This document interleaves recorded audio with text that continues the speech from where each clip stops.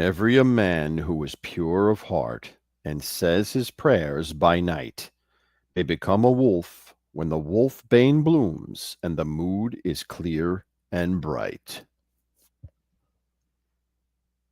Welcome to the library.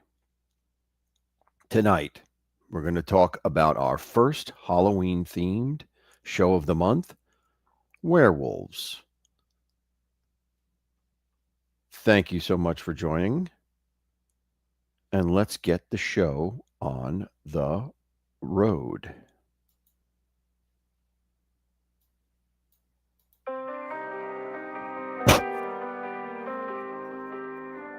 In the shadows of the old library halls, where the dust is thick and the silence calls, books tell stories of the things unseen, of foxes wild and spirits keen.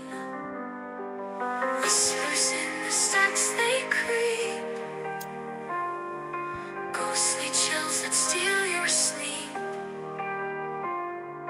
paranormal truths no one believes. They linger here like autumn's leaves. Bibles open to verses dark, stories written to leave their mark.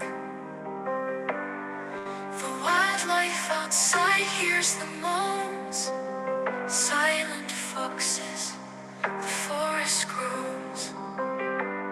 The last of beast you cannot tame, a history buff who knows no shame. Paragon life outside hears the moans, silent foxes, the forest groans. The past a beast you cannot tame, a history buff who knows no shame. Paranormal tales in every spine, haunting truths that cross the line. Whispers in the stacks they creep, ghostly chills that steal your sleep, paranormal truths no one believes. They linger here like autumn's leaves.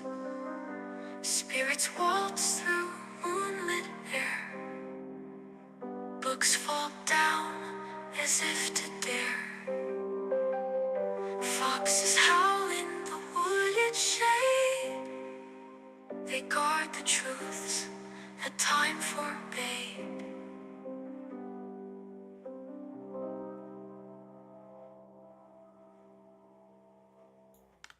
All right.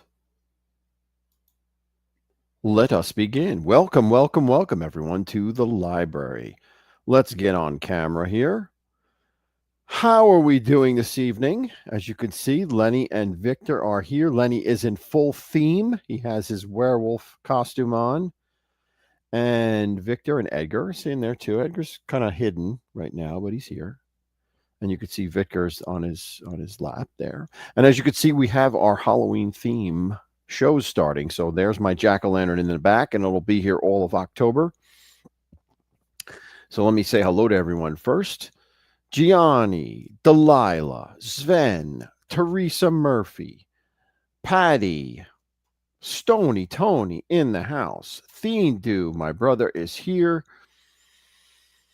I saw Stiggs earlier on. I saw Delilah. I see Grateful. Grateful. Why aren't you a moderator? We have to change that.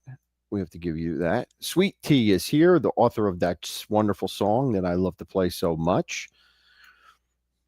Sven is up late tonight. Well, hopefully we'll keep you. Hopefully we'll put you to sleep. Then we'll help you sleep a little. How's that? Thank you for tuning in. I know it's an very odd hour for you. Who else was here? Did I miss anyone? I think I got everybody. Let's see. Tommy. Oh, Tammy. Tammy Thompson. How could I miss Tammy? Tammy is here. She's always one of the first ones. And happy birthday to you. I see that was your birthday recently. So happy birthday. Ben, thank you for joining, Ben. Good to see you. All right. Thank you all for joining. CG2 is here. Patsy Ortega is here. Excellent. Thank you for joining. All right, guys. Now, werewolves. What do we think about werewolves? Are they real? Are they just of legend? We know there certainly are of legend. So I don't know if they're real or not, but that's up for you to decide whether they're real or not. But what I have tonight is some stories of some accounts of people who have claimed to have witnessed or encountered werewolves. And you take it for what it's worth. Hello, Brian. Thank you for joining. Now, we know that werewolves have been around for eons, since the dawn of time. And traditionally, what is it? It is a man or a female, man or a woman, who turns into the form of a wolf, usually under a full moon. Some of the legends vary, though. Some say they can change at will. Some say they're at the mercy of the moon, the cycle of the moon. Who knows? But either way, we have a man or woman that changes into a wolf. And this wolf is not just a regular wolf, it is a creature of superpower, of strength and ferocity and ruthlessness that is the enemy of man, obviously. And I did some little research on a few books that I have on the subject in general. And this book is kind of interesting. It's called Vampire Universe. It has all kinds of legends in it and cryptids and all that stuff. And here's what it says about a werewolf. A werewolf is a general term for a person who changes from human form into a wolf. When transformed, the wolf possesses no supernatural abilities beyond retaining some or all of its human intelligence. The transformation is deliberate and can happen at any time and is not, despite what appears in fiction, depending on the cycles of the moon. So this book claims it's not having to do with the moon. Some werewolves take on predatory characteristics of a wolf, though they don't actually change their physical form. Many dozens of these cases are documented in historical records of murder trials in Europe, particularly Germany and France, of the 13th through the 18th centuries. Psychologists and social anthropologists believe that werewolves are nothing but the names given to what is known as serial killers. So that's this one particular book's account of what a werewolf is. This particular book is more so on literature. And in here it speaks of werewolves as such. Fear and flee the wolf. For the worst of all, the wolf may be more than he seems. They say there is an ointment the devil gives you that turns you into a wolf the minute you rub it on, or that he has borne feet first and had a wolf for his father, and his torso is a man, but his legs and genitals are a wolf's, and he has a wolf's heart. 7 years is a werewolf's natural span. But if you burn his human clothing, you can condemn him to werewolfness for the rest of his life. So old wives hereabouts think it's some protection to throw a hat or an apron at a werewolf, as if the clothes made the man. Yet the eyes, though phosphorescent eyes, you know him in all his shapes. The eyes alone enchant by metamorphosis. Before he can become a wolf, the lycanthrope, another term for wolf or werewolf, strips stark naked.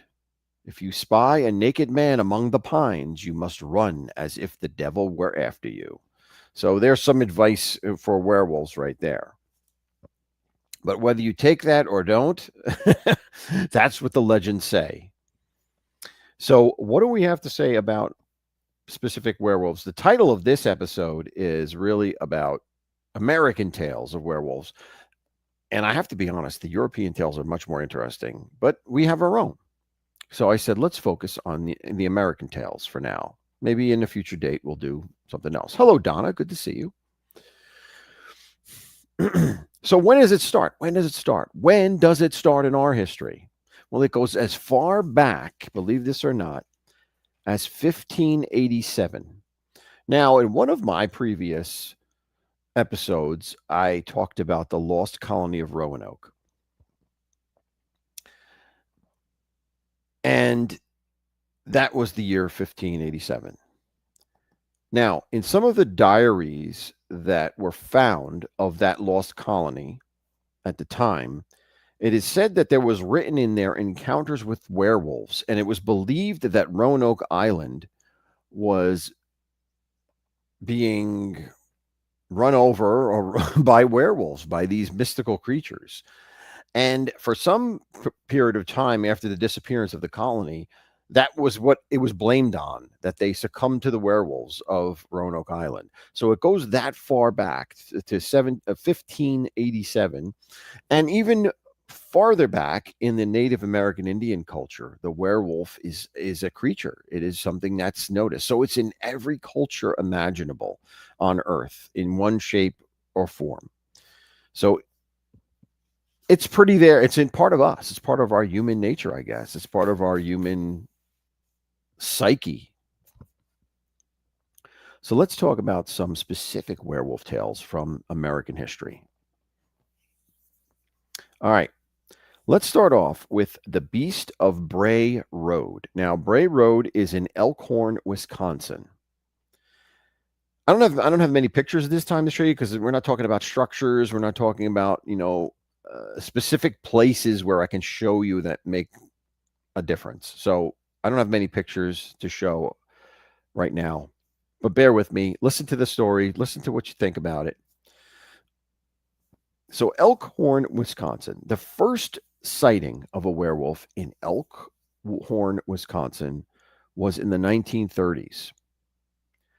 And this encounter was described as the sighting of a 7-foot tall creature with glowing red eyes, with a wolf like head, and a very foul odor that came along with it. That scratch marks were on the doors of this person's home, and partially eaten carcasses with organs missing from deer and other were left at the doorstep of this person. So I don't have this person's name, but this was the first encounter in Wisconsin of a werewolf, and it was in 1930. Now, since then, there have been several additional sightings in this particular area in Elkhorn, Wisconsin. The next one happens in, or at least the next one that's documented, it happens in 1989. Now, that's a long period of time, right, for out a werewolf sighting, but this is just those that are documented. So there could be others, and the legend was always there from the 1930s on. But in 1989, an individual named Lori Endrezi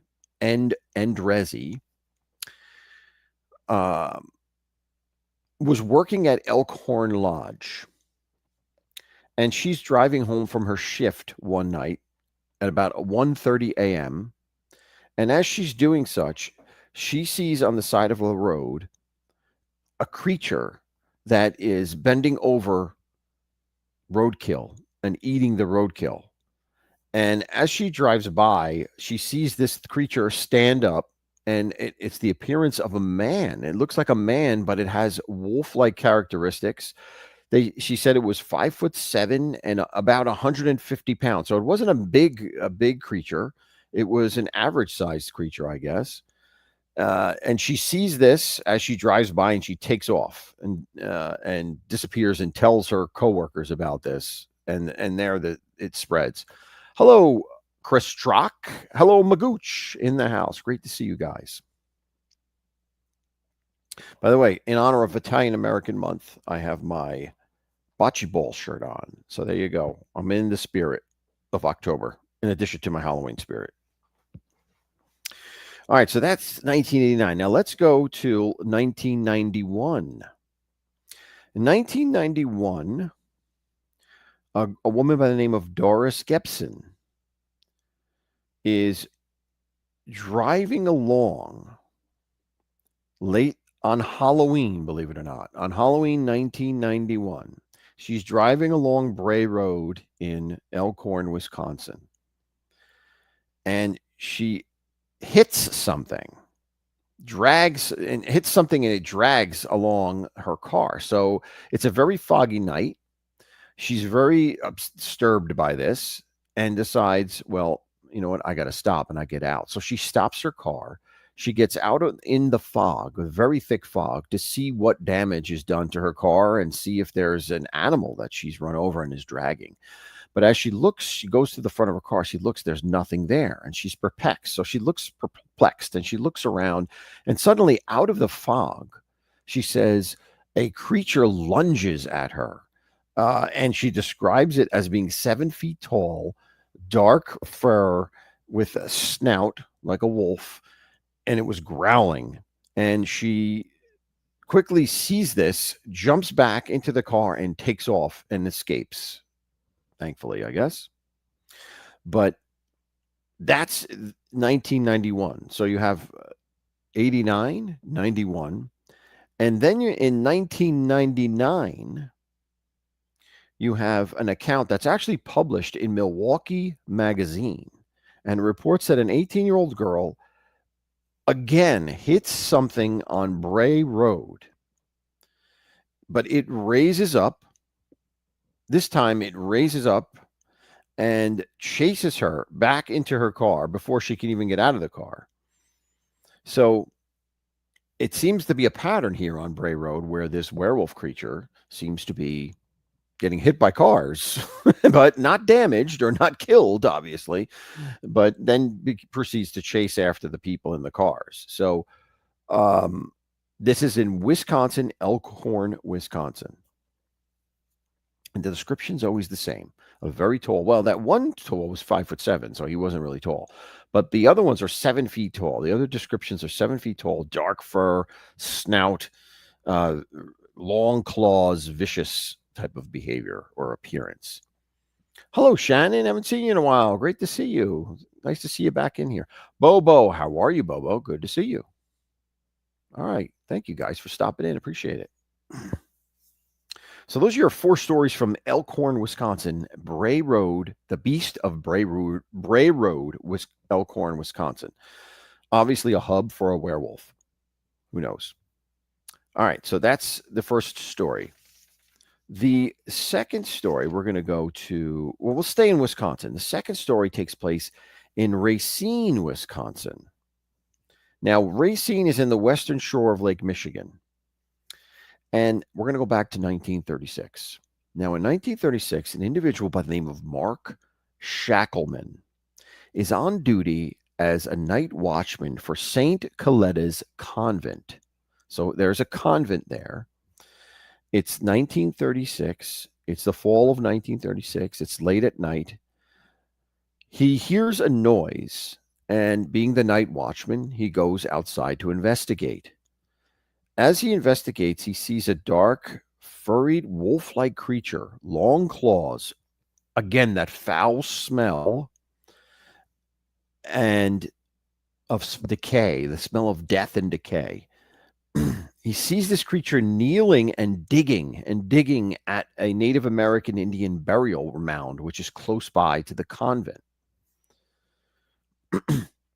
He, upon seeing this, is kind of shocked and petrified. So he slowly backs away without the creature seeing him. The next morning, he sees footprints there around the mound. Footprints, wolf-like, but larger wolf-like prints, as well as claw marks of where the thing was digging in the mound. So physical evidence found the day after. The next night, he goes back again. I guess he's a glutton for punishment. I mean, he's the night watchman there, so he has to be there. And this is 1936. But the next night, he goes back. And again, he sees the creature there in the middle of the night, 1:30, 2 a.m., whatever time it was. But this time, it rises to its feet. It turns and looks at him. It locks eyes with him. And it actually speaks a word. and no one knows what this word means, but it says Gadarach. Gadarah is the word that this wolf spoke to the night watchman, Mark Shackleman. So Shackleman just stands there, says a prayer, slowly backs up again. The creature still looks at him, doesn't take his eyes off of him, fixated on him. But as he withdraws, the creature doesn't follow, doesn't chase after him. It stays there where it is, and he safely withdraws from the area. So that's in Racine, Wisconsin, the western shore of Lake Michigan in 1936, outside the St. Coletta Convent.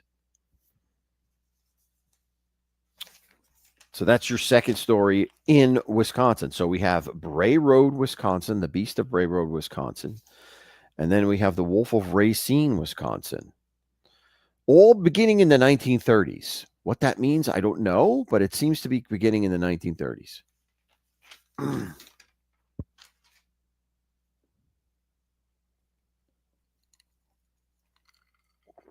All right.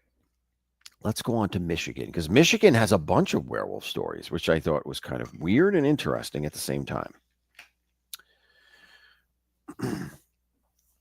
Yes, Patsy, the Howling movies. Absolutely. I saw them all as a kid, and they were kind of disturbing. They were very disturbing and very sexual, too. I remember them being very sexual. But yeah, very scary movies. I remember them.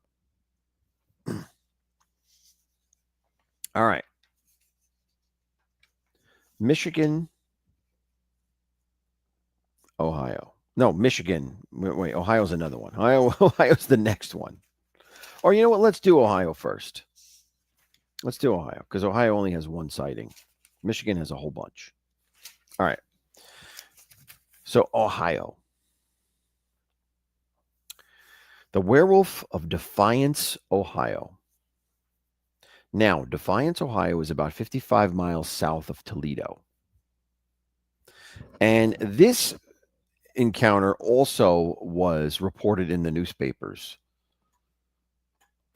Let me see.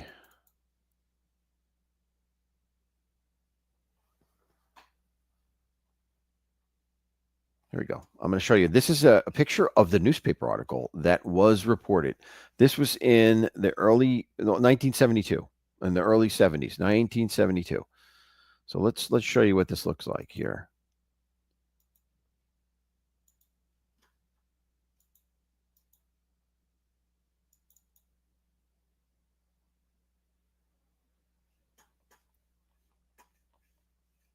Why isn't this working? Okay, here we go. Werewolf case in Defiance, not viewed lightly by police. And you'll see the police actually launch an investigation into this. And that's what makes this tale so infamous.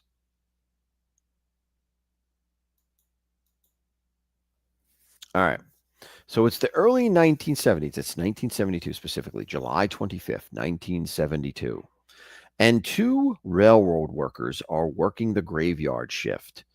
They are out there working on the rails themselves, doing repair work in order so that the next day the rails can continue in what they're doing. Well, this night is very unforgettable night, because what they claim to have to not only see, but are attacked by a werewolf on that very same night. Now, what they saw,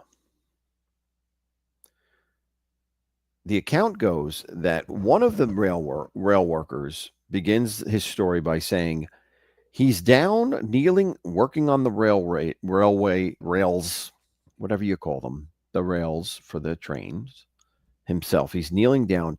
He hears a noise and he looks off to the side, and the first thing he sees are two very large, hairy feet. And he follows the feet up And before his eyes, he sees, excuse me, standing there with a club, holding a club on its shoulder, is again something in the range of 6'5" to 7 foot tall werewolf creature. Hello, Bill C. Hello, who else? Anyone else come in? Okay. If I missed anyone, I'm sorry. Anyway, that's where that's where we go here. All right. So we have these. He sees this, and he sees this werewolf wearing, basically standing there with a club on its shoulder. And it is said that he was walking from side to side like a caveman. That's how he described it, as a caveman would walk with the club in its hand, I guess. And what happens is these two men claim that this creature attacks them with the club. So interestingly enough, not a werewolf like biting at them or anything, but using the club to attack at them and hit them and miss them. They move out of the way, it misses them, and then it runs off into the woods. And they see this. They say this happens 2 times, once and a week later. Once it happens, then a week later it happens. And at the same time, there is also an attack on a grocer who reports seeing a beast as he was driving home. He comes to the side of he's driving home in the same area as the railway was, driving home from his day at work. He sees a creature on the side of the road that seems to be on the ground moving. He stops his car, gets out of it in the sense that it's, he thinks it might be an injured animal, I guess, and he's going to either kill it or help it, whatever can be done. But unfortunately, what it is it's a werewolf, and the werewolf attacks him and drives him back into his car and leaves. He doesn't get bitten, he doesn't get injured. It just lunges at him again. So you have this happening in Defiance, Ohio, and these incidents were so important or so taken so seriously that the police launched an investigation into this to try to figure out what was going on. Now, I'm sure that they approached this as, was this a person in a costume type of thing, especially since it attacked with a club the first time. But they're unable to determine what happened, and to this day, it's still an unsolved matter. They could never determine what this was, what these people encountered. So you had the rail workers, and then you had the grocer, who both encountered this wolf creature that wanted to attack them. So that was in Defiance, Ohio. All right. Now let's go to Michigan. Now, Michigan is our final state we're going to go to on this, but there's a bunch of things in Michigan. Now, the first account of a werewolf in Michigan took place in 1794. Now, that's way back too, right? The nation is brand new, a young nation. And at the time, it's not even part of the country, Michigan. It's actually part of a French colony. It's part of the French regions, or territories, French territories. And a French trader writes in his diary how he was out in the wilderness and that he sees a creature, and he calls it loup-garou, and describes it as being half man, half wolf, and attributes it to an Algonquin legend. Now, Algonquin tribes of the time were Ottawa, those type of tribes, those Canadian tribes that kind of came south into the Midwest at one point. Also the Lenape Indians, I think, are Algonquin. Algonquin is really the language that they spoke and how they communicated with one another, and that's how they identified with each other. So this Algonquin legend of this creature, of a man that turns into a wolf that stalks in the wilderness, and this French trader says that he saw one. He documents it in his journals. So that's 1794. In 1887, 2 lumberjacks are out working, cutting down trees, obviously. And they come across an encounter with, again, a werewolf. They say that it's prowling amongst the trees, didn't come close to them, but and was probably frightened off by the sounds of the axes as they're chopping and knocking down trees. But this happens in the daytime, so this is not a situation where it's the old legend of a werewolf coming out with the full moon. He's out during the day. And these two lumberjacks see him and document it again. Hello, Kelly. Good to see you, Kelly. Hi, Jimena. Good to see you. Thanks, you guys, for coming in, all of you. Appreciate it. All right. Now it's 1887. So we start off in 1794. We go to 1887. Now let's go to the 1930s. Now, the 1930s. A young man is fishing in Paris, Michigan. His name is Robert Faultley. He's only 17 years old. And he is on a boat fishing in a river. And he's minding his own business, having a great time fishing by himself, but still fishing. Don McHugh in the house with 5 memberships. That is awesome. Thank you, Don. Thank you so much for that. Look at this. Moneybags McHugh on it. That's awesome. Let me see who get it. Haunted News gets one. Wood Riders gets one. Millie De La Prada gets one. Bill C gets one.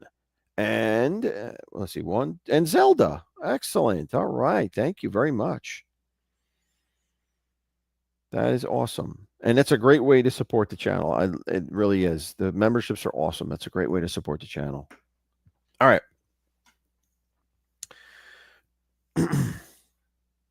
So this kid is fishing and he sees on the side of the bank a pack of wolves comes down to drink water. Now think about this, a pack of wolves in 1938 in Michigan. Now I didn't really look into see if they were around that, if that was like a common thing or they were extinct at that time. Maybe they weren't. I don't know. But he sees a pack of wolves. Now, he's not really surprised about the wolves, but what he's surprised is that of the wolves, he takes he takes out a gun and he shoots. Obviously, he was fishing, but he also had a gun with him, and he shoots a warning shot. When he shoots this warning shot, the wolves take off and run. However, one wolf stays. One wolf stays. One wolf is not frightened by it. One wolf stays there and begins to transform, like, and I'm trying to describe this. He begins to transform into a humanoid shape, like stands up, looks him dead in the eye, smirks at him. And then the kid shoots another rifle, shoots another shot, doesn't shoot at him, the creature, shoots another one. And at that point, the werewolf turns around and runs off in the same direction. So this werewolf was basically leading this pack of wolves, of regular wolves, and this kid encountered them. And the regular wolves were scared off immediately by the first gunshot. But this werewolf, it was originally in just wolf form, and then it turns into a werewolf in front of his eyes, like turns into the humanoid shape, and then actually looks at him and smirks at him. So it's quite a frightening experience, I would think, if you ever encounter something like that. A good thing he had his gun, and that helped him out there a lot, I guess. So that's 1938. Now, let's go forward to 1961. Now, this is where it's going to get interesting. Again, a night watchman, 1961. A night watchman is out patrolling. Big Rapids is the town. Big Rapids, patrolling this area around the factories. He's paid to watch these factories at night. He's out there. He hears a noise. He goes out there to investigate.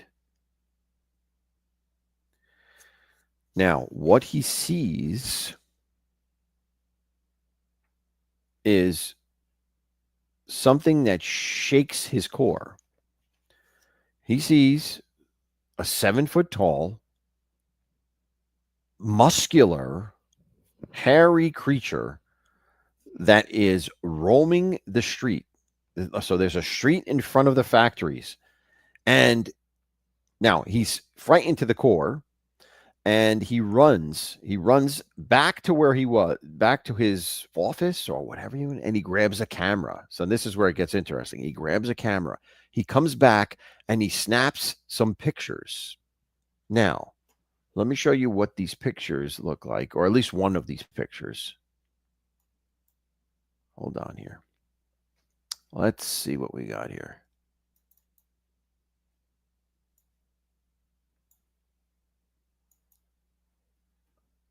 All right, look at this. Now tell me what you think of this. Analog camera, not digital, 1961. Check this out.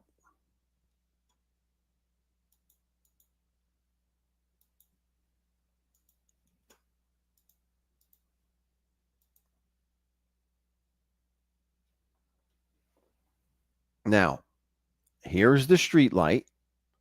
Look below the street light behind the pole. This is what he says he sees. This is what the picture of what he sees. And he describes it as 7 feet tall, hairy, bulky, muscular, bulky creature behind the light pole there. So Grateful says it's an ape or a Bigfoot.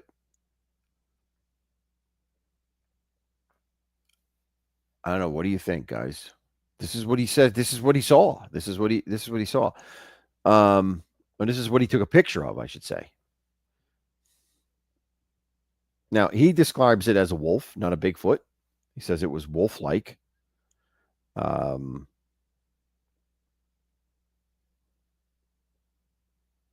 And this was about 3 a.m. in the morning. 3 a.m. in the morning. And he said it was gray colored. It was gray colored, and it had like a big mane, thick mane around its neck and shoulders. And you kind of, you can kind of see that here, right? A big like thickness up here around the shoulders and the head area.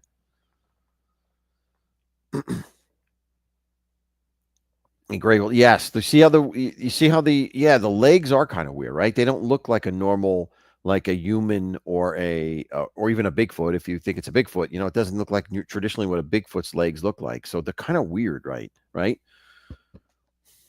So this is what this guy does here. And this is what he takes back to show that he's not crazy, right? Because people are going to say, you're nuts. What are you talking about? A werewolf? Get out of here, you kook. So, this is what he comes back with. Oh, Bella was here. Hi, Bella. I'm sorry, I didn't see you. I'm just looking at my phone to see the chat a little bit better here, to the extent of the chat. So,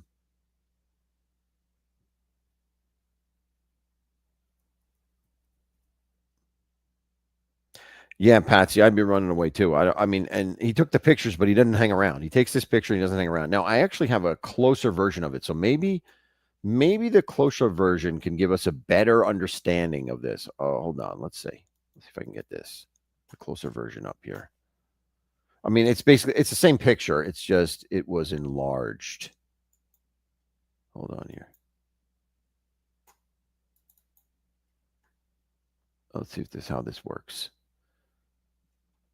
All right, here we go.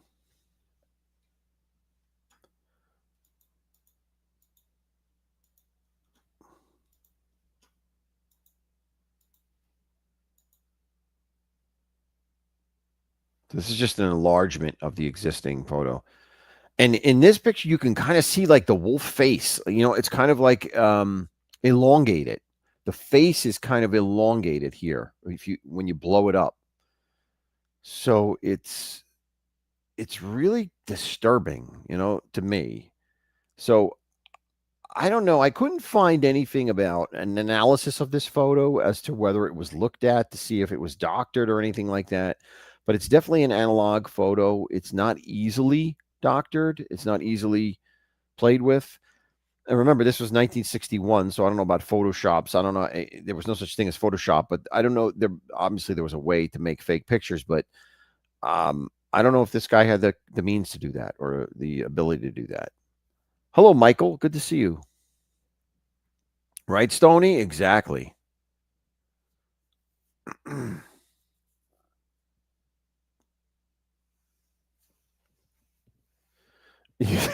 Betsy says every man for himself. No, this is not in Elkhorn, Grateful. This one is in Michigan. Let me see. Where was this one in Michigan? This is not Elkhorn. Elkhorn is Wisconsin. This is Big Rapids, Michigan. Big Rapids, Michigan in 1961 is when this one happened. Cupacatra. Cupacabra. Cupacabra. Well, Magooch, this is like way too far north for a Cupacabra. That's for sure.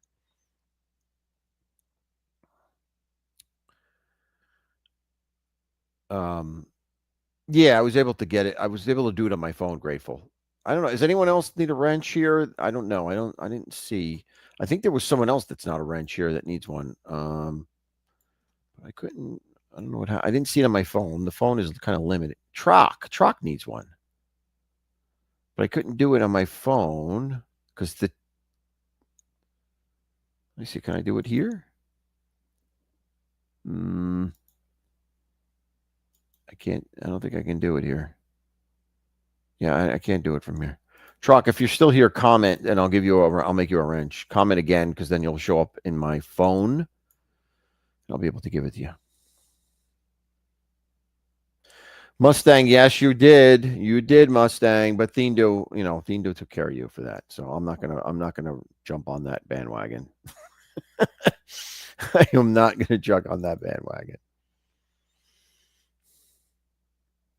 I need an extra wrench when I go to the social club. Why? You got yours taken away?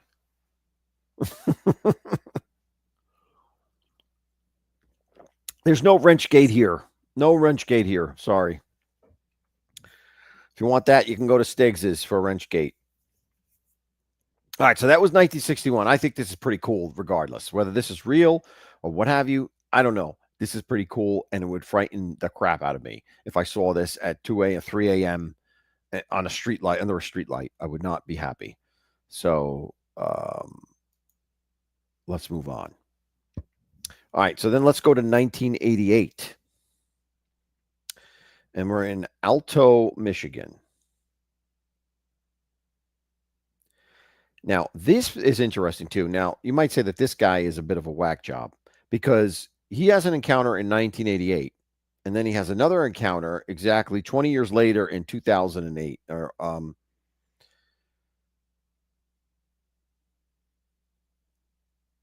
I don't know. Don't ask me. I don't know. Um, But anyway, his first encounter is when he is a student in grammar school. He's in sixth grade. He's playing during recess about 10 a.m. He hears a massive splash in a nearby river to the school where he's playing, and he sees a large wolf-like creature bolt out of the water and go into the woods. And he claims it was about 8 feet tall and 300 pounds. And that's big. Now that's really big. That's Bigfoot, type of description. So I don't know if he saw Bigfoot or what. I don't know, but that's in 1988. But 20 years later, in 2008, is where he claims to have encountered another one, and he encounters this one on his roof of his house. He hears a thud on the roof of his house late at night. He goes outside, looks up at the roof, and peering over the side, he sees two glowing eyes and a wolf snout looking at him.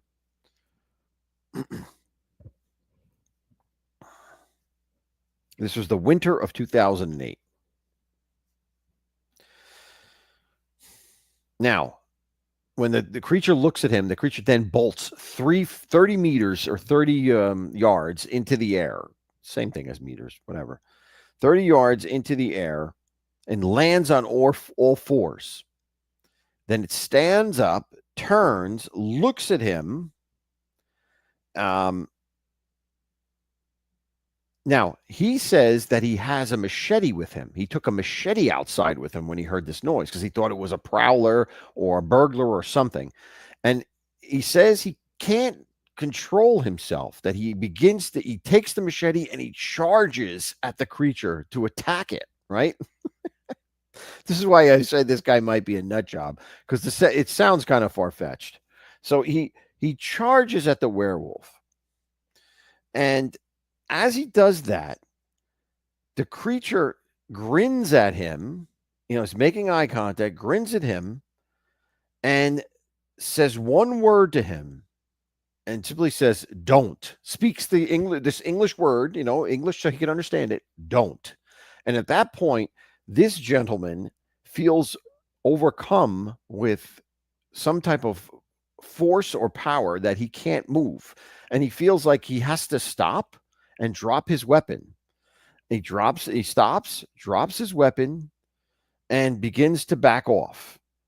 And the creature then watches him go back to his house.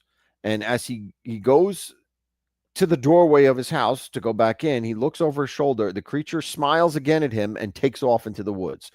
So kind of a wacky story. I mean, I think this guy's just cuckoo. I don't know, but this is his story in Alto, Michigan.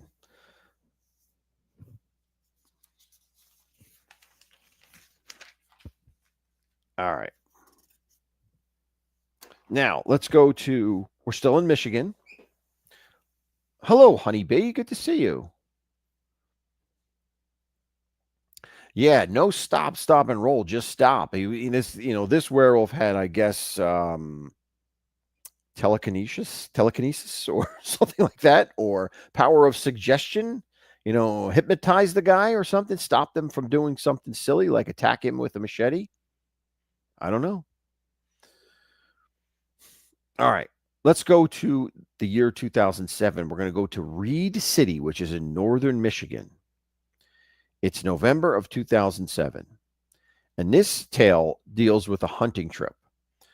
Sam, an individual by the name of Sam, and two friends usually go hunting every November. They go into tree stands with rifles and they look to get bucks. 2007 was no different. They do this. They go to their usual place where they have their stands in the woods. And nothing much is happening this first day. And as darkness begins to fall, and it's 4:30, it's November, later November. As you know, it gets dark very early then. Sam is in his tree stand with his rifle, and suddenly he hears 3 deer run past really fast. He looks out the blind of the deer, looks out to see what's the activity is, and he sees a big, large, hunched over creature galloping after the deer.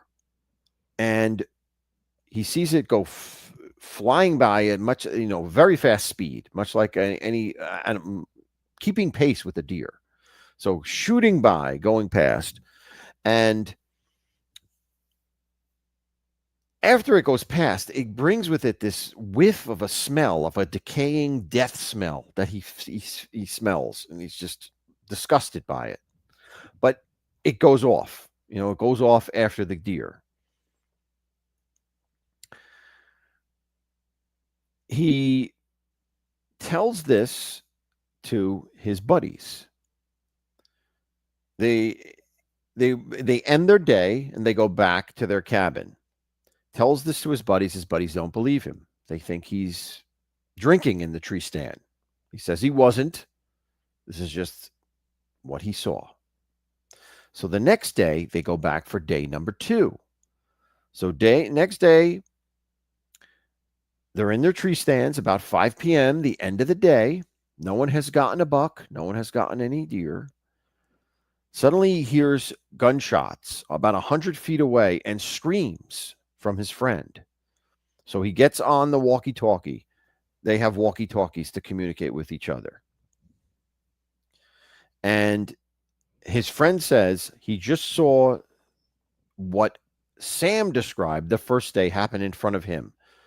And he took a shot at this creature, took a shot at him and did not hit him, but took a shot at him and didn't hit on him. Those were the shots he heard and the scream that he heard. The scream was like, he was just, what was this? And he shoots, right? So that's day 2. So now you have Sam that encountered this, and you have his friend, Bill, that encountered this. The third day comes along. They're in their tree stands. Nothing happens. So they think they're kind of out of the woods now, out of the, this is past. Whatever this was is gone. Don't worry about it. Let's move on. However, the 4th day comes, and this is where the major encounter happens. The 4th day, it's about the middle of the day. It's not late at night like the first or dusk. And in a clearing where there's a clearing there where all 3 stands can see. They see in broad daylight the werewolf come out and appear in front of all of them. And it stands up in a usual fashion. It growls and it sees them. It growls and it knows they're there, and they know it's there, obviously. And at this point, they take shots. They shoot 5 shots at it. The thing, they don't hit it. It simply looks at them, again, hisses and growls, and takes off into the woods. Now, they're basically beside themselves at this point. They don't know what to do. They tried to shoot this thing. They couldn't shoot it. They're scared to death, and they decide, we're going to give it up. Let's get back to the cabin. Let's get out of here. Let's go home. We're done with this. So they get out of their blinds. They go back down to the cabin. As they get to the cabin, they find that in front of the cabin door, there is footprints of a large canine that had been there. And in addition to that, there are deep claw marks in the front door of the cabin, that something was clawing at the cabin door. And at that point in time, they grab all their stuff and they go home and they document this story and never go back to this place, quite frankly, because it was such a frightening experience.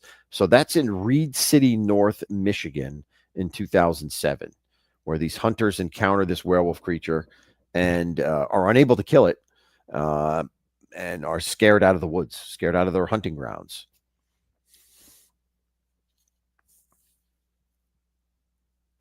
All right.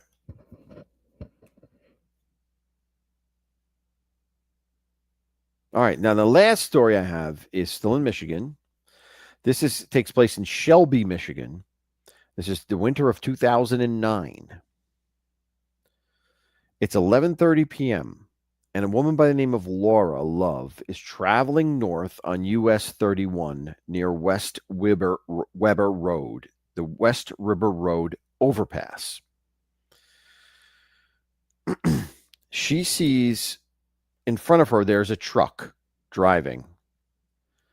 It's 11 p.m., so it's dark at night. It's dark. The truck is going, and suddenly she sees a dark creature or some type of animal basically bash into the back of the flatbed of the truck in front of her. So there's a pickup truck in front of her.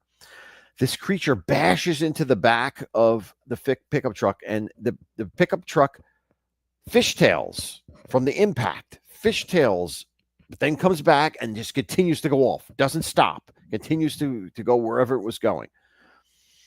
Hey, Chillian, how are you, my friend? Good to see you.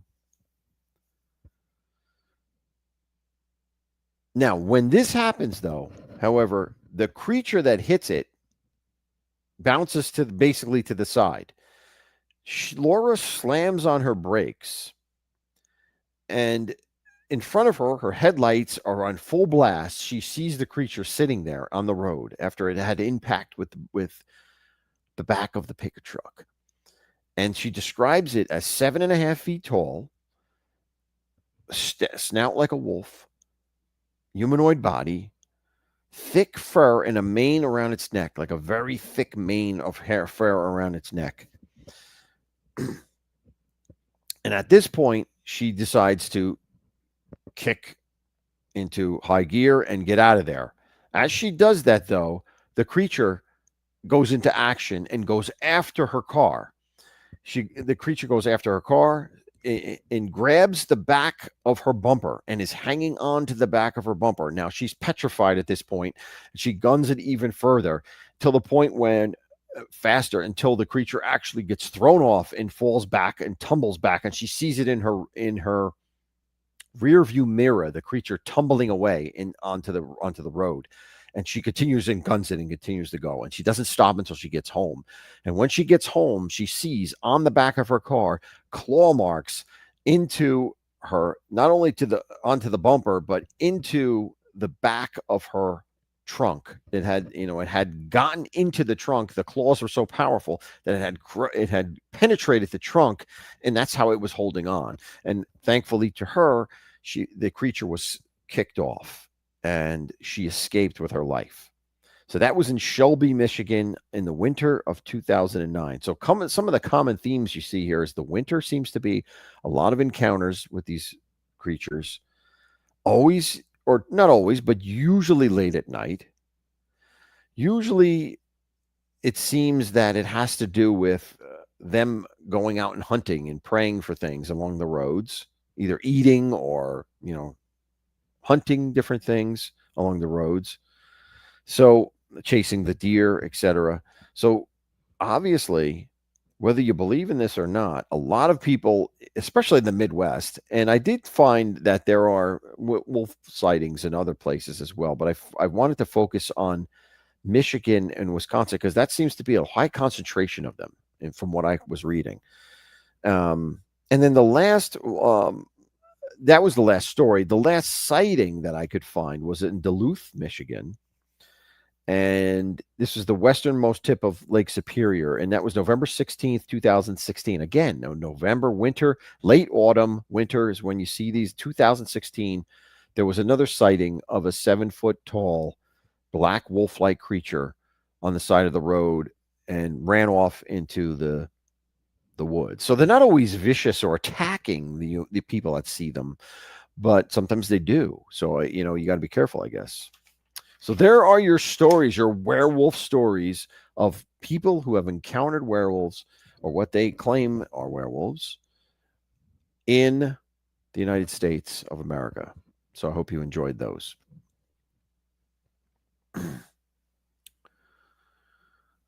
Clowns are scarier than werewolves. Yeah, a lot of people do not like clowns. What is the deal with clowns anyway? I mean, has anyone ever thought they were funny? I never thought they were funny. Clowns they're not funny at all. So I don't know. I get the scary part more than I get the funny part. I mean, they're supposed to be funny. How are they funny? I don't know. But anyway, that's another story. So how's everyone doing this evening before I move into my next segment?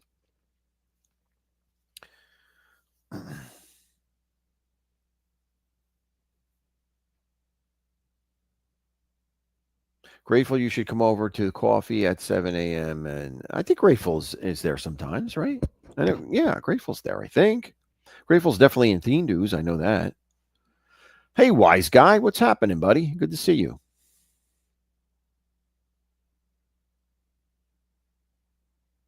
Yeah, I know. Grateful's there sometimes. Yeah. She's in a different time zone, so it's harder for her to get there. But yeah, so those are my stories for this evening. I hope you like them. That's our first Halloween theme, werewolves, traditional Halloween theme, a werewolf, right? And let's move into our next segment, which is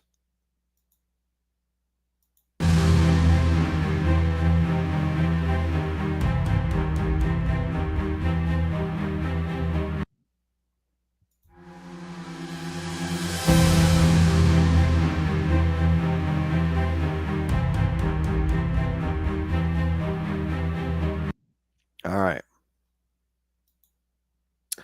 Now let's see what we got here. Let's see here. I think I got 3 or maybe 4.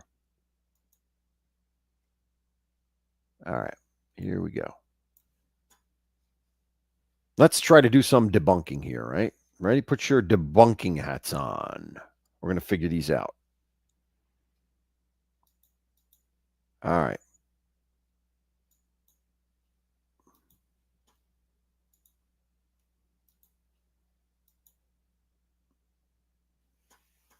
All right. This first one.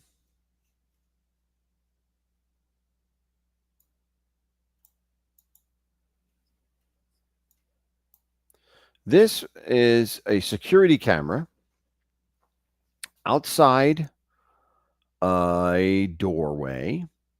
And as you can see at the bottom of the stairs, there's something there.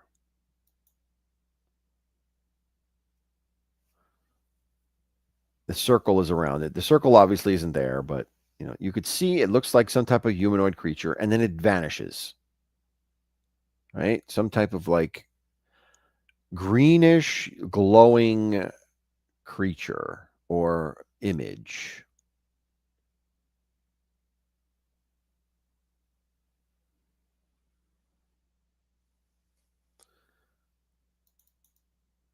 Hold on here. Now, the story behind this is that supposedly this particular building was built on an old hospital, and they think that this might be the ghost of a nurse that worked at the hospital. That's why there's pictures of nurses here. But let's go back and let's look at this again. Now, a couple of things that I noticed here is you see the spider web, right? You see the spider web in front of the camera, right? It's there the whole time, right?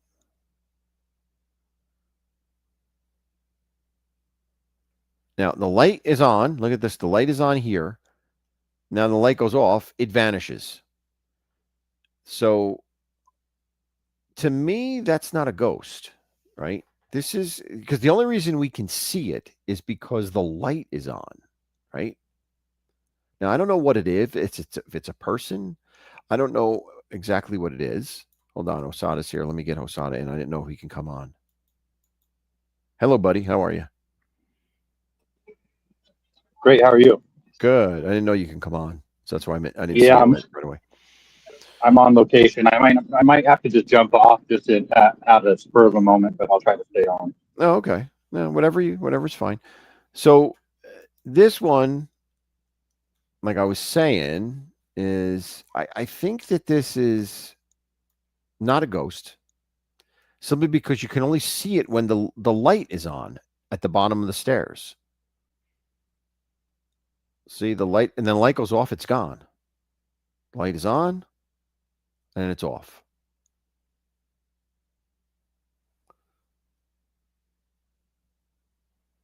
So I don't know if it's a person, might be just a person. I don't know what it is, but I would not say that this is a ghost because the light should have no impact on a ghost at all.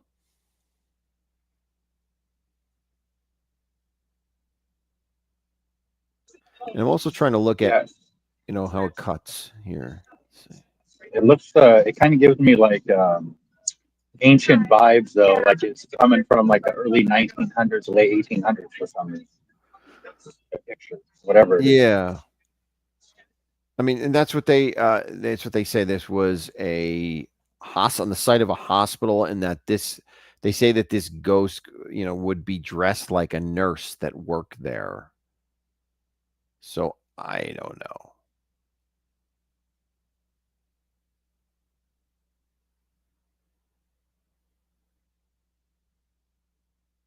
But when the light's out, it's gone.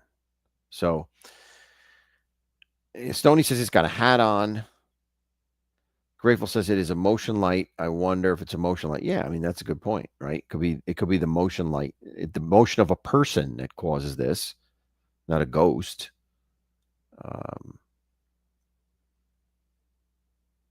A drug deal, Stoney says. Grateful, this is not a business. This is supposedly someone's house or someone's apartment, I guess. not a business. At least that's not what it said. It said that this was someone's house. So I don't know.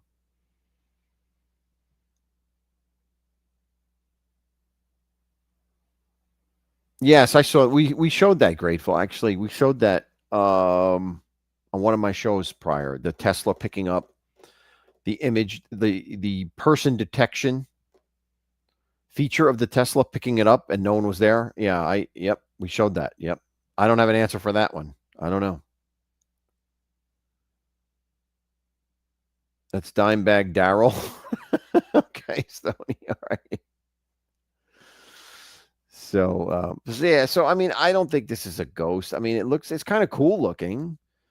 You know, the way it's like a color, it's greenish or like fluorescent. But the fact that the light turns off and it vanishes, you know, kind of blows it for me. I don't think it's a ghost. So I'm going to say no to the ghost on this one.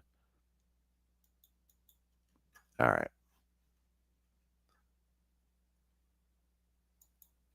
All right, now let's go on to this one. All right, hold on here. That was number one. Here comes number two.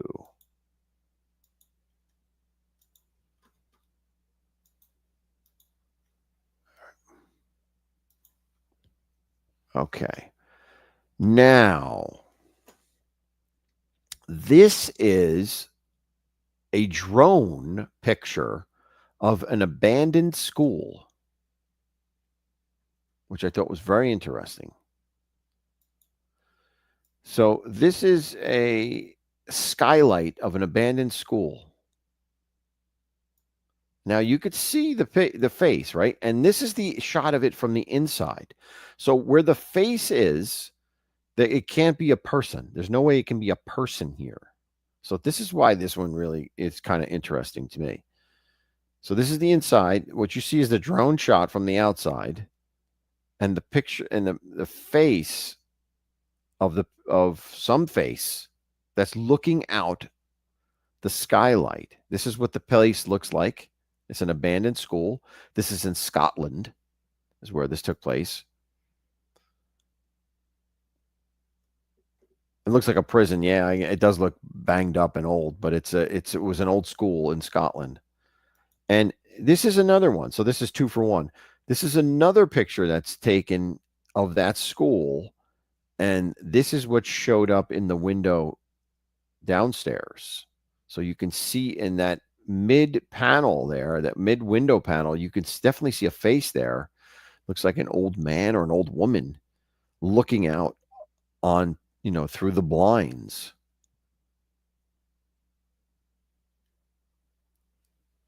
So, but let's go back to, hold on. Let's go back to the, see, there's the picture. This here. So this is the skylight of it taken from a drone shot. Like, what on earth could that be? Either this is fake or it's something paranormal real. It's either faked or paranormal real, because there's no way someone could be up there. It can't be a regular person, as you can see. Here's where it is from the inside. It can't be a face or a head. It can't be someone who just happens to be looking out the window or the skylight, because you can't get up there. A person cannot get up there. So, you know, that's what creeps me out. This would really creep me out if I was, you know, running a drone and this shows up on my film.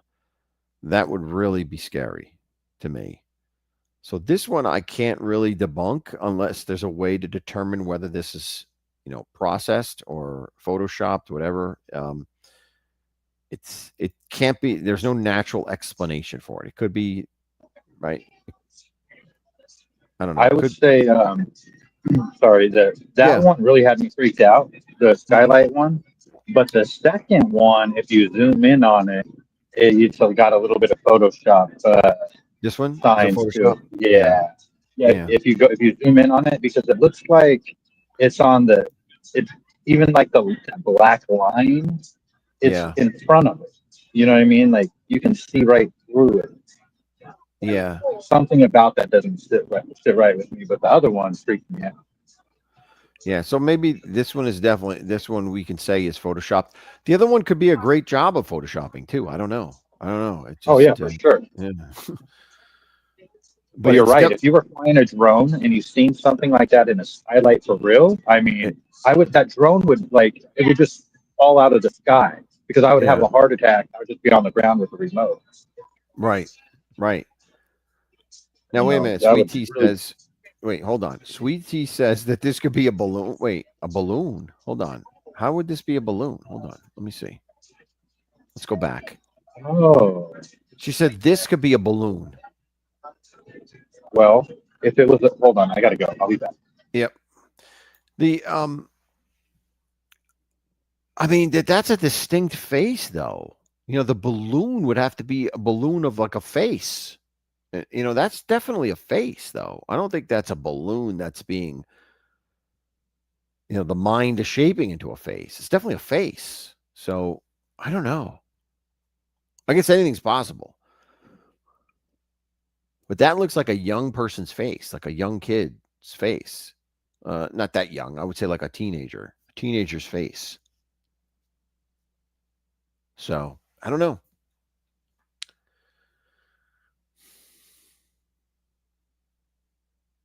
It's just, I don't know. It's just really, it's just a creepy thought to see something like that on a skylight. It's just creepy, just so creepy. I'm going to leave this one up in the air. The first one was photoshopped. The first one, I mean, the first one is not a ghost at all. It's a person, I think. This one, the first one of these pictures is, I think, a photoshopped, and then we have this here. Okay.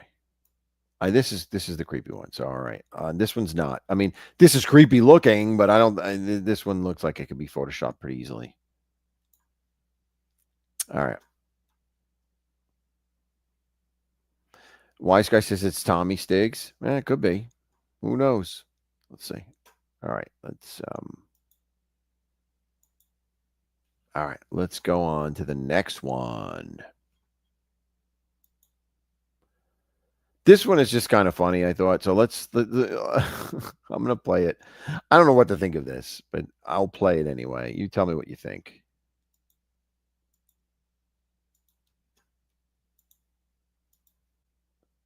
Okay, this is taken in a playground, obviously. And in the background, beyond the swing, you will see a tree get up and move.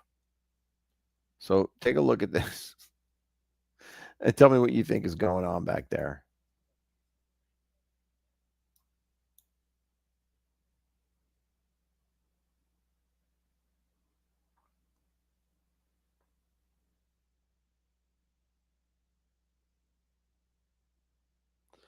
So you have a tree that looks like it's, walking. A tree that's walking beyond the tree line there.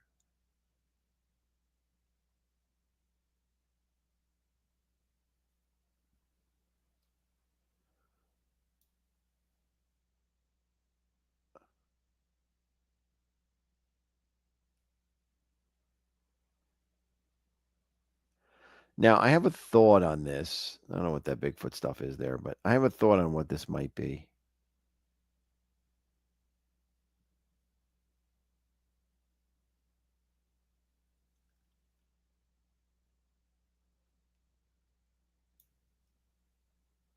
No, it's definitely not a vine. That's definitely not a vine. Here's what I think it is. I think that this is. Hold on. Enough with this Bigfoot picture. It's annoying me. Hold on here. All right. This is what I think it is. Now, beyond to the left, that's not in the picture. What I believe is probably there is a crane, and the tree was cut down, and the crane is fastened to the top of the tree, and it's dragging it away. It's pulling the tree away. You can't see that because the frame of the picture is focused only on where the tree is. So imagine a crane above the tree line there, because they're pretty big. These are not giant trees either. So crane is fastened to the top of the tree there, that it was just cut, and it's being dragged away by the crane. And as you see it moving, you can see the tippy top of it. It goes first. The tip gets pulled first, right? The tip of the tree, the top of the tree, is jarred forward first, and that's what makes me think that it's a crane pulling it.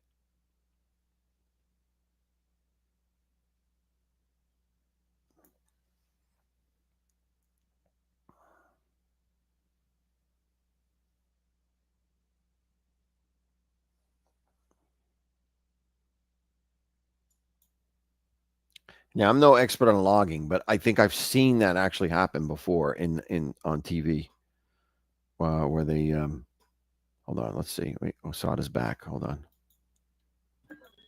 Hello. Sorry, I didn't mean No to problem. disconnect. I just Yeah. meant to mute. Oh, okay. Yeah. Do you I didn't see get this? to hear any of this one. Do you see this tree? This tree moving in the Yeah. background? Oh, whoa. Okay. It's like it looks like it's walking, this tree.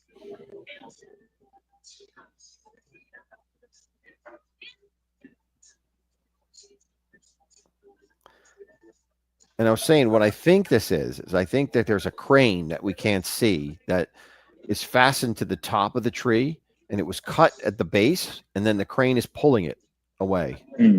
Yeah, That's what I think is happening here. yeah, I agree. Because yeah, a tree ain't swinging like that, and Yeah. you're not walking through the forest and like, oh, look out for that swinging tree. You know what I mean? Right. That doesn't Right. happen. Stony says it's a Hawaiian dancing tree. Excellent. Well, maybe we should all get one.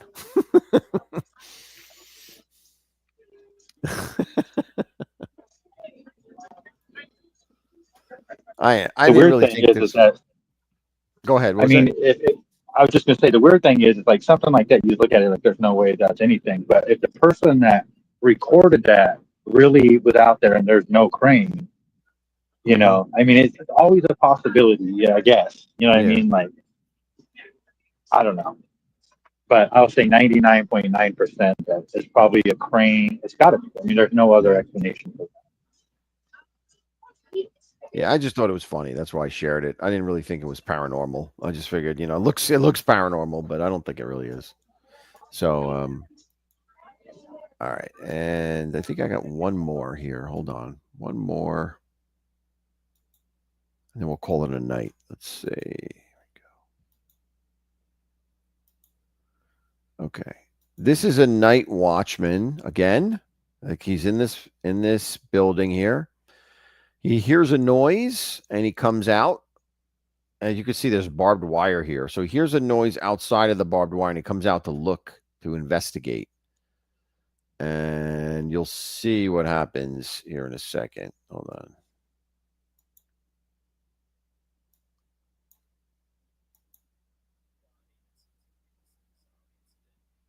To the right.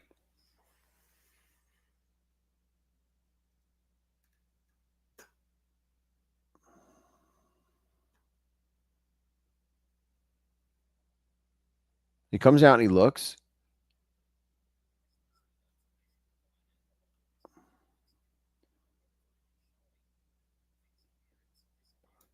There's the figure. It comes out onto the white. It looks like it's draped in white.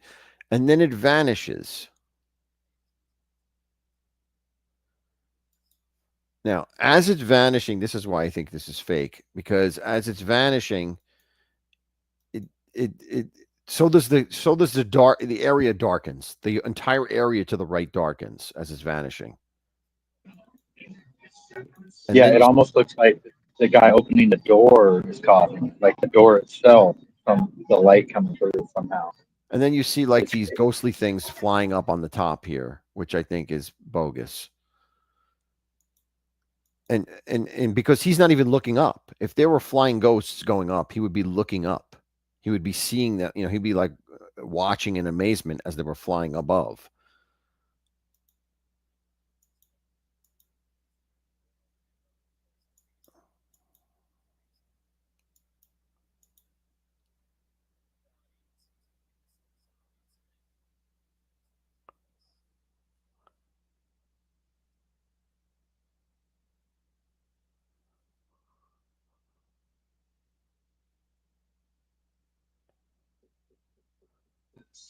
it's almost like he came out because he heard something.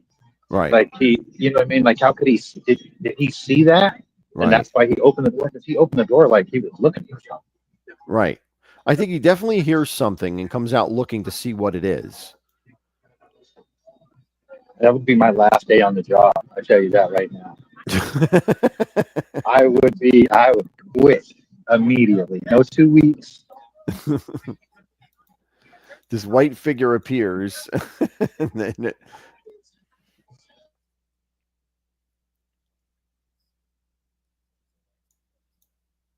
and all the darkness that comes over the film right there is what gives it away. You know, like I don't think it's real. They would say to me, they'd be like, Mr. Osada, we're going to have to fire you because you can't just shoot randomly at shadowy figures in the middle of the night. Yeah, exactly. Shooting away. All right. So I think that's it. That was it. All right, let's go. That's the end of that. And I think that's all I have for picture or for films this week. Let's see. Let me make sure.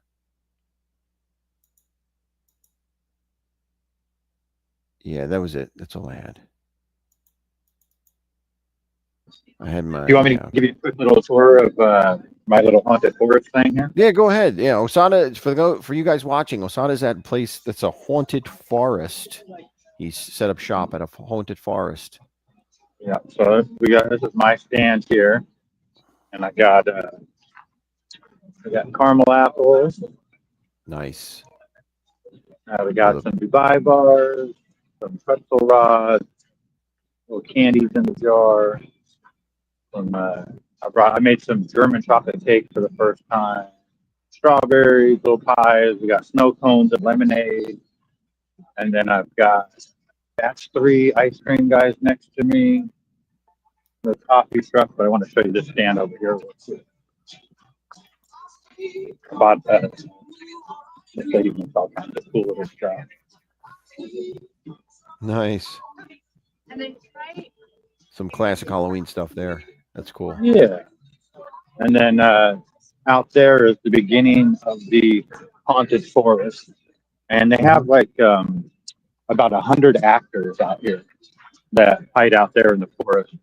They all congregate in a tent over there. Oh, in fact, I don't know if you can see. There they are, all over there. Some of them past that white tent back there. Yes.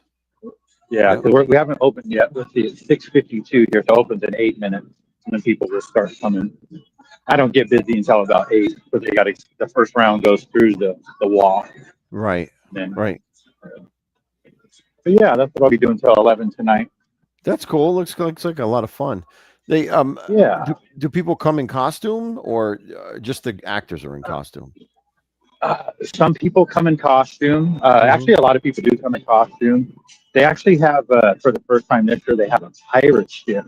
I don't know where it's at. It's out there somewhere, but it has a propane cannon. Oh wow! So it'll go boom a few times, and then once the thing goes, you'll have like clowns on stilts walking through here with chainsaws, and it's just insane. It's a lot of fun. There's probably about 700-800 people to show up tonight. That's great. That's awesome. Yeah. Hopefully you sell out. You know, enough people coming through that you sell a good amount of stuff. Yeah, well, I've got to be back at the farmer's market. I leave my house at 6:15 a.m. tomorrow morning for that. So, oh wow, whatever I don't sell here, we'll go there. And I don't know if you can hear those guys. They're practicing their screams over there right now. They're so like, this 1, goes. 2, 3, run. This goes to 11:30. You said p.m. Yeah, 11. Okay. Yeah, it's a 4-hour event. Yeah, it's a lot of fun. It's here comes the. I'm gonna show you a little bit of the guys coming through over there. They may not want me to. Oh, there they go. There you go. I could see them. We could see them. Yeah. And then on Sundays they do like a kids walk during the day. That I'll be out here for that as well. Very cool. But yeah, there's a whole bunch of them. Yeah, and absolutely. They all go hide out in the forest. And, yep, every Friday, Saturday, and Sunday this month. So, That's super cool. That's great. yeah, yeah, I love doing events like this. This is a private park. It's a Royal Arch Masonic Park, Mm-hmm. and the guy, the guy right there with his back to me, he's one of Yeah. the guys that runs it. Super cool people out there. Lovely people. Nice. Yeah. Yep. So I'm gonna go put a jacket on. It's getting cold. I was going to ask you what the temperature's like there. It's getting cool, huh? Yeah, it'll be in the 50s tonight probably, but I have a heated jacket and I put on Mm-hmm. long johns. I do have a propane heater. I didn't bring it tonight. I don't think I'll need it, but maybe next week or the week after, I'll Right. bring that too. So, yeah, no, I stay warm. The heated jacket really helps. Mm-hmm. But yeah, that's about it. I'm gonna end this burger truck here. Stack's Burgers. They want to trade some caramel apples for a burger and fries. So I said, okay, let's do it. Nice. All right. So, yeah, I put little. I printed out little scary characters and put on my snow cone Oh, flavor. right. Your flavors. That's awesome. Cool. All right, ALB. Well, All thanks right. for having me. Yeah. Thanks for coming up and good luck. Hopefully you do well. All right, we'll see you. All right. Bye-bye. All right, guys. Well, that's it. I mean, we've been on for almost an hour and a half. You know, we had some fun. We talked about some werewolves. We looked at some films and we debunked them. I think we all probably have an explanation for all of them. Maybe one or two you might think differently, but who knows? So anyway, as always, I want to say thank you so much for joining me. Next week, we're doing witches. So stop by next week. I'm going to Salem, Massachusetts for a few days. And when I come back, hopefully I'll have some stories to tell you. But that's going to be fun. I'm looking forward to doing that. And then after that, we have, I think, vampires, and then we have Frankenstein. So we have a full month of Halloween-themed shows coming at you. So please come back and hit the like button.